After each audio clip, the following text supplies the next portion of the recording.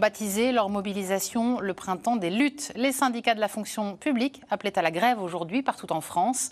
Un mouvement de protestation contre la retraite à 64 ans, pour des hausses de salaire et contre la baisse de 10% des rémunérations pendant les congés maladie. À Nancy, une manifestation a réuni un peu plus d'une centaine de personnes. Sur place, Éric Mlodzow avec Inès Ponce-Texera.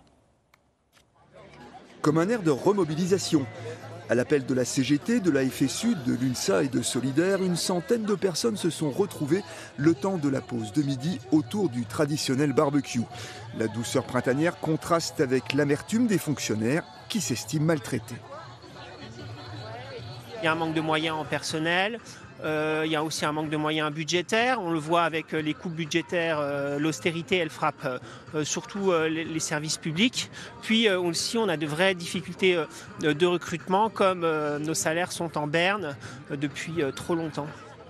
Et ce manque de moyens impacte le moral des fonctionnaires et surtout leur situation économique de plus en plus précaire.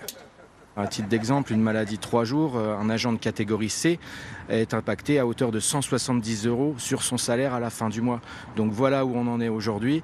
On a été obligé de remettre une prime à des agents parce qu'ils étaient sous le SMIC, de 0,06 centimes. Donc vous vous rendez compte ce qu'on subit. Les agents en ont marre alors que la majorité des Français demandent du service public. Mais ce service public dans ces conditions, il n'est plus acceptable.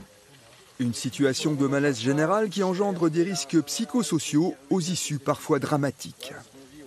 On a 2 agents de notre collectivité qui ont mis fin à leur jour, avec une particularité, un dénominateur commun, c'est que tous les 2 étaient représentants du personnel, où concrètement le rôle de représentant du personnel, c'est de faire un peu l'éponge et d'être à l'écoute des difficultés des collègues. Et dans les collectivités locales, on se rend compte qu'aujourd'hui, on ne prend pas la mesure sur les risques psychosociaux et la mise en place de plans de risques psychosociaux.